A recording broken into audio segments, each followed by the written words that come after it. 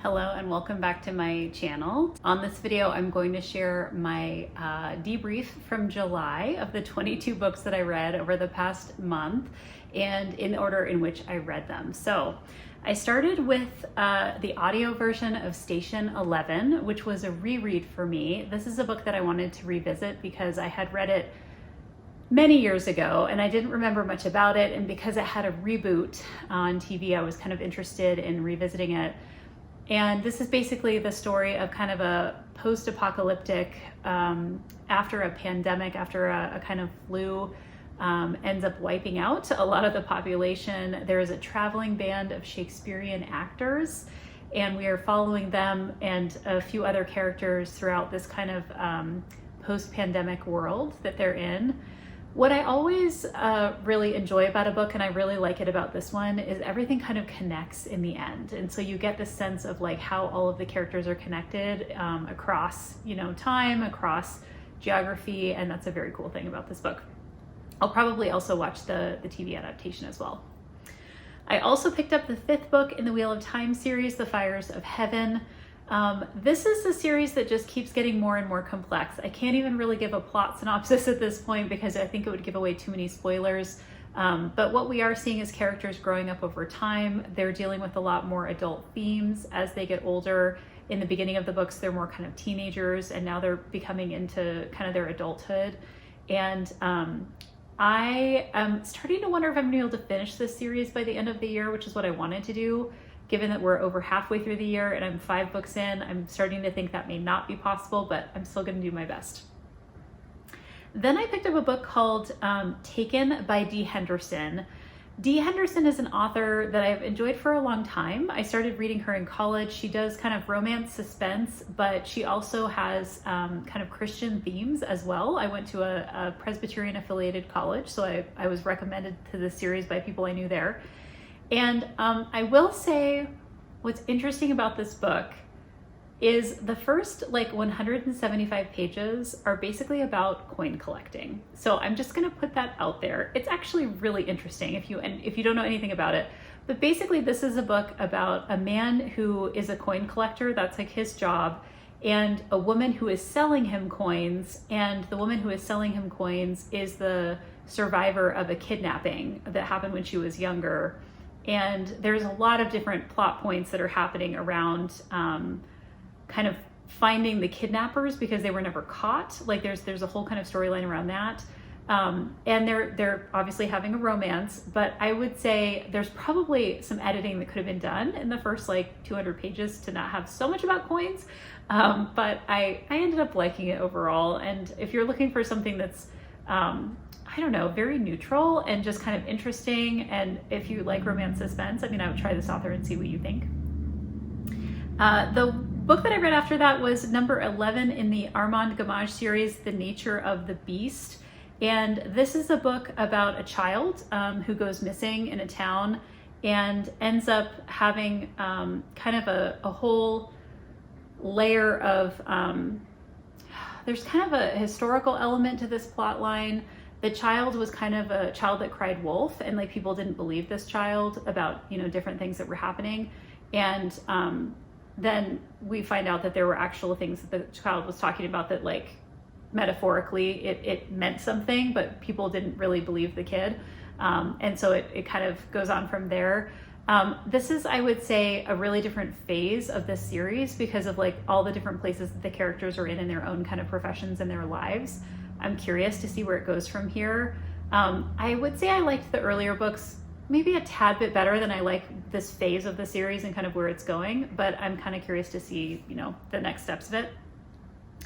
And I am realizing, okay, so I talked about one book by Dee Henderson, and the book that I was actually describing is one called Unspoken. I read 2 Dee Henderson books this past month. The one that I mentioned, Taken, is also a kidnapping story, but it has a different plot. So the coin book is called Unspoken. The other book, Taken, is actually about a woman who was kidnapped and she was coerced into being part of a crime family. Then she escapes and she helps the FBI capture the crime family. This book, I would say, it was a lot more fast moving than the coin book. So if you're looking for something by this author, you might try this book first. And then the coin book is called Unspoken. I can't always keep these things straight. Okay, then I read as one of my Alphabet Challenge books, a book called Strange Weather in Tokyo by Hiromi Kawakami. This is a book basically about a relationship between a younger woman and her older teacher that after she leaves school, she's in adulthood, she runs into kind of this former teacher in like a bar, and they end up having a relationship over time, and we see how that relationship develops. I feel like this was kind of similar to other Japanese fiction that I've read throughout this year. This has been kind of an area I've been dipping in and out of just because I don't know much about it. But this isn't really a plot-driven kind of book. It's definitely literary fiction, relatively short. I think it was under 200 pages. I also picked up, as part of my Alphabet Challenge, The Secret Book and Scone Society, which is part of a series by Ellery Adams. I thought this book was so charming. This is a great book about a group of women who kind of band together and they tell each other their secrets. This is part of the Secret Book and Scone Society, is that they have these secrets that they're sharing with each other. There is a mystery. It takes place in a small town. There's a bookstore. I love that there's a character in this book who kind of gives what I would call like literary prescriptions for people who are in pain or they're kind of struggling with something, and she gives them ideas of books they want to read. I actually picked up several books that were recommended in this book. It's kind of a book about books, and added them to my list because I thought they sounded interesting. So would definitely recommend this if you like books about books, or if you like literary fiction that's kind of got mysteries and literary elements to it. It's really fun. Okay, then I picked up the third book in the Mistborn series, The Hero of Ages by Brandon Sanderson. I would say if you like when a trilogy wraps everything up in a way that you can totally understand everything that happened, this is a trilogy you would enjoy. The third book definitely answers all the questions from the earlier two books. I would say of the three books in this trilogy, I probably enjoyed the first book the most. I felt like it was really fun in terms of how it introduced the world. It does get into more kind of darker, politics and other elements, as you go through the latter of the two books in the trilogy. I don't know that I'll continue. I think there's like 4 other books that are kind of set in this world, but not with the same characters. But I definitely liked this part of the world and the trilogy that is kind of the traditional trilogy for Mistborn. Listen to that on audio. I listened to all of these on audio and thought that the audio was really wonderful. I also picked up a book called This Time Tomorrow by Emma Straub. I've read at least one other book by Emma Straub. This is her latest, and it is a time travel book, which I always enjoy. I think they're kind of fun to see how people play with time travel. This is basically a book about a woman who goes back in time to when she's 16 years old, and she's kind of struggling because in present day, her father is very ill. And when she goes back in time to when she's 16, she gets to see him, when he's well and when he's younger. And so this is basically a book about a father and a daughter and their relationship over time, and how they're kind of going back and forth in time in various ways. I don't want to give away too much here, but if you like time travel, if you like father-daughter narratives, would definitely recommend it. You'd pick it up. Okay, then I picked up a book that I've been wanting to read for a while, and I just hadn't been able to get around to it, and it's called The 10,000 Doors of January by Alex Haro. And this was also a really charming book. If you like books about books, if you like books where there's like a story within a story, this would be a great one to pick up. There's basically 2 parallel stories happening in this book. There's the story of January, and then there's the story that's like within a book that she's given. And a lot of play between those 2 worlds. And so this is definitely kind of a fantasy book. It reminded me a little bit of like The Lion, the Witch, and the Wardrobe, because she is kind of going into other worlds. And you see like there's these doorways, and she's like entering into these different worlds through the doorways. Definitely more complex than The Lion, the Witch, and the Wardrobe, which is meant to be kind of a very simplistic allegory kind of story. But I thought this book was wonderful. I read it on audio, which I really enjoyed. Also had it on ebook, so I was kind of reading it in both formats, and would definitely recommend that one as well. All right, then I picked up on audio a book called The Lock Artist by Steve Hamilton. And this is a book that I heard of a long time ago. I think I heard about it because it was like a debut book that was recommended for a lot of awards. Like it got a lot of interest from people. And it's basically about a kid, he's like 18 years old, and he can pick locks. Like he's really good at picking all different kinds of locks. And we find out why throughout the story. He is traumatized and he does not speak, and he can hear, so he just is not talking. And this is not something that he's able to do. Like he's not that he's choosing not to, he's like physically unable to speak. And so he gets pulled into, as you can imagine, all kinds of interesting kind of criminal activity because of his ability to pick locks. But this is also about his kind of coming of age narrative.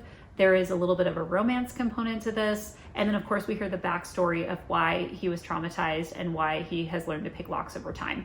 I really liked this. I listened to it on audio, would definitely consider listening to it again, and would highly recommend it. All right, the next book that I read was one of a few that I read this month that I would consider to be more like professional development books, or books that I was reading for work. One of them is called Get Rooted: Growing People and Companies Through Change by Stacey Henry. This is a book that I picked up on Kindle a while ago, and part of why I read it this month is honestly it was short. I was looking for a couple of books that were shorter to make sure I was meeting my quota of 22 books this month. And I'm always interested in reading about methodologies for change. This is something that I'm always kind of interested in because I do a lot of change management in my job. This is basically a book by a consultant that has worked with a lot of people about change. I really enjoyed kind of her examples that she offered throughout the book. I will say there was an element of this book that's kind of rooted in her spirituality that I kind of skipped over. It was not as relevant to me. And she basically said, if you don't care about this, then skip this chapter. And I did, because I just didn't feel like it was relevant. But there were other things in it that I found to be interesting.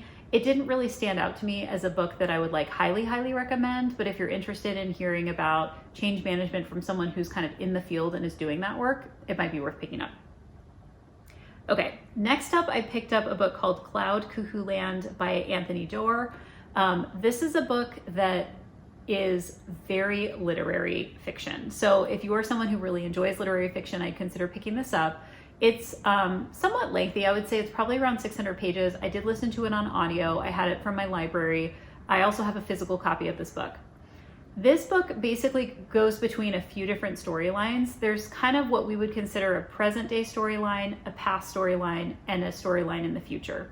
The storyline in the future takes place on a spaceship. The storyline in the past is kind of ancient Greece.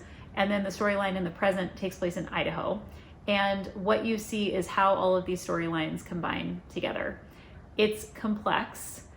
It's also relatively easy to understand and follow, but I would say that this is one of those books that you need to be paying attention when you're reading it. It's not like something you listen to in the background. And I would say I found it challenging this year when I'm reading the volume of books I'm reading to read literary fiction books. I don't always feel like I'm giving them the attention that they deserve. And this is a book that would definitely fall into that category for me. I could definitely see reading it again and getting different things out of the different layers of this book over time. All right, next up was another professional development book. I picked up Strategic Leadership of Change in Higher Education, What's New by Stephanie Marshall. This was a collection of essays of different kinds of change management projects that people had within higher education environments. What I found interesting about it was very international. There were a lot of people writing essays from different higher education environments from around the world, which you don't always hear about in terms of change. And there were a lot of contexts that I wasn't familiar with in terms of the kinds of change that they were talking about, like initiatives that were happening like within their country, for example, that as someone who's rooted in the United States, like I wasn't aware of some of these more international initiatives in higher ed. And so I found it really interesting from that perspective. Then I picked up a book called Every Summer After by Carly Fortune. This is a book that everybody is talking about as being like the book of the summer. It's a romance. It's basically about a woman now who, when she was a young girl, had a very deep friendship and eventually a romance with someone that she kind of grew up with in the summertime. They both had like vacation homes close to each other. And then for a reason that we don't find out until later in the book, they end up not being together. And then she comes back to this vacations town because the mother of this boy that she was in a relationship with when she was younger, the mother has died. And so she's coming back to go to the funeral, and they meet up again, and you get to hear kind of the back and forth of like the past present narrative of how they got to where they are today. I enjoyed this book. I think some people like are head over heels in love with this book. I thought it was fine. It's like, for a lot of people, they would say this is like their equivalent of like a 5-star read. I enjoyed it, but I didn't feel like it was at the level of what I would typically give a 5-star read, which is basically like, I don't think I could ever write a book like this, or I would read this book over and over again because I'm just in love with it, or I think this book is so complex, you know, like I'm so impressed by what the author is doing. Like, it doesn't get to that level for me, but I really enjoyed it and would recommend it if you're someone who likes books that are kind of summertime romances. This would be a great option. Okay, then I picked up Suspect by Robert Crace. This was one of my Alphabet Challenge books for the month, and I really love Robert Crace. I have read several books by him now. I don't know why I haven't read his whole backlist, because I just enjoy them. He does a lot of like LA noir books, but this is a book set in present day, and this is gonna sound hokey, but some of the chapters are in the perspective of a dog character, which I've read other books by this, but this is basically about a man who is he's a police officer. He's in a very violent situation where I don't want to give away what happens, but basically he's traumatized by the situation. You find out very early in the book, but I don't want to give it away. He's traumatized by the situation, and we see him after this, maybe like several months after, a year after, and he's decided to become a canine officer. And so he's given this dog. The dog that he chooses was a former army dog who was like sniffing out explosives. The dog was also in a trauma situation. And so you get to hear perspectives of various characters throughout this book, including this man, and actually including the dog, who like offers their perspective on various situations in the book. And I actually thought it wasn't hokey. I enjoyed it. I thought it was a great kind of angle to offer.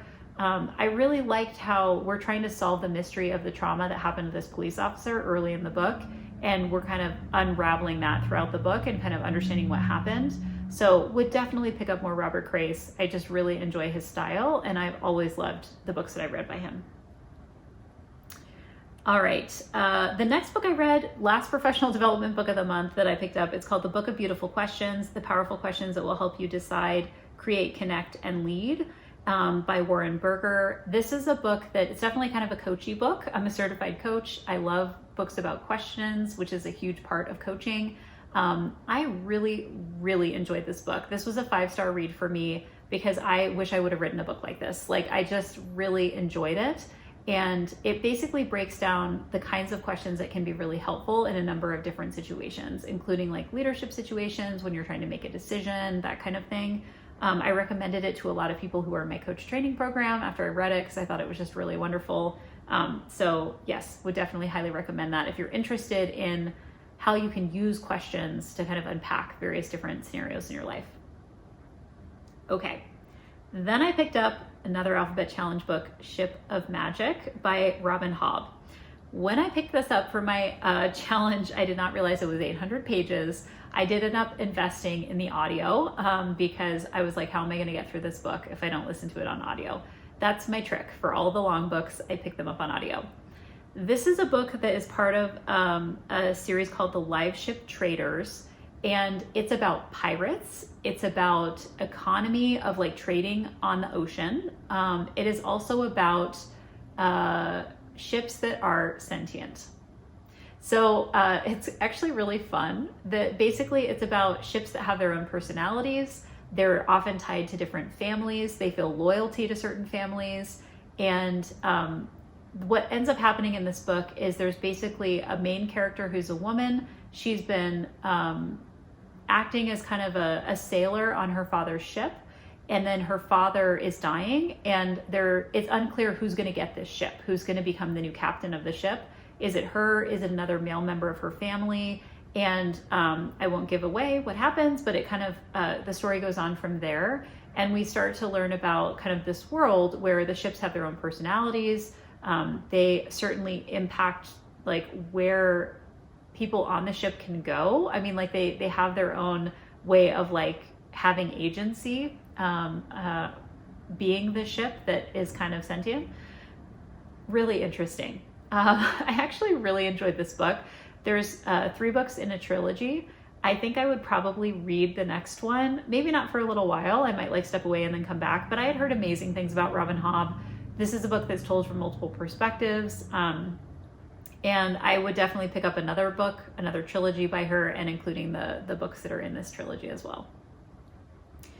All right, then I read a few books in very quick succession as we got to the end of this month. I picked up The House Across the Lake by Riley Sager. I had read an earlier Riley Sager earlier this year and enjoyed it, so I picked up this on audio. Tons of twists and turns. I think if you're someone who likes twists and you're willing to kind of go where the story goes. I mean, like some of the twists are kind of silly, but it's fun. I mean, it's just meant to be kind of a fun book. Definitely more of a spooky book. This would be a great book to read in the fall. It basically takes place in like a Vermont vacation home where a woman is grieving the death of her husband, and she encounters this couple across the lake and starts to think there's something kind of wrong, you know, with how they're interacting with each other. And I cannot really say much more than that. And it was fun. So I would recommend it if you want to pick something like that up. I also picked up the latest Marshall Goldsmith. It's called The Earned Life, Lose Regret, Choose Fulfillment. This is also another coachy book that I picked up. Marshall Goldsmith is an executive coach. He has a wonderful book that I love called What Got You Here Won't Get You There. I usually read it every couple of years. And this was his latest book, basically about how do you live a life without regret? How do you align the actions of your everyday with your larger kind of aspirations of what you're trying to do in your life? Another 5-star read for me. I really enjoy Marshall Goldsmith. I think he gives great examples and very practical exercises throughout the book. So really love that one. Then I finished up my alphabet challenge by reading The Sisters Brothers by Patrick DeWitt. This is a kind of Western book, which I haven't read a Western in, I don't know how long, over 10 years. This is not my typical genre, which is why I picked it up. I liked it. I would say it's a little violent, if that's something that matters to you. You should know that going in. It's basically about a couple of brothers who are given various tasks to do by somebody called the Commodore. And the tasks are criminal based. I mean, like they're basically stealing things or they're getting revenge on someone, and they're traveling around together as kind of a duo that does this. And there's a bunch of different, basically like scenes, like day in the life scenes of what they're doing as they're moving toward this latest assignment that they've been given by the Commodore, which is basically to find this particular man. They're traveling from Oregon City down to like the Sacramento area, and all kinds of things are happening in between. Definitely a story about family, a story about brothers, and a Western. So if you like Westerns, you might consider picking it up. This one, I think, was one that a lot of people were talking about. I remember when it came out. It was part of why I wanted to pick it up. It got a lot of buzz, and overall, I thought it was interesting. And then the last book that I read, which I actually finished as I record this morning, is called Bruno, Chief of Police by Martin Walker. And this is the first in a very long-running series about a police chief that is in a small town in France. I thought this book took place in a totally different time period than it does take place, because there's like cell phones in this book, and I was not expecting that. I thought it was during a time where there were no cell phones, but apparently that's not true. So it's more of a modern setting, and basically what happens is there's a murder in this very small town. It's very unusual for there to be a murder, and what you end up seeing is Bruno very adeptly dealing with the politics of all the different kinds of police agencies that come into the town as they're dealing with this murder. You get to see what it's like to be kind of a small town police officer. You get a bit of his background in history, given that it's the first book in the series. And then of course we eventually solve the murder of what has happened to this man in this small town who's killed.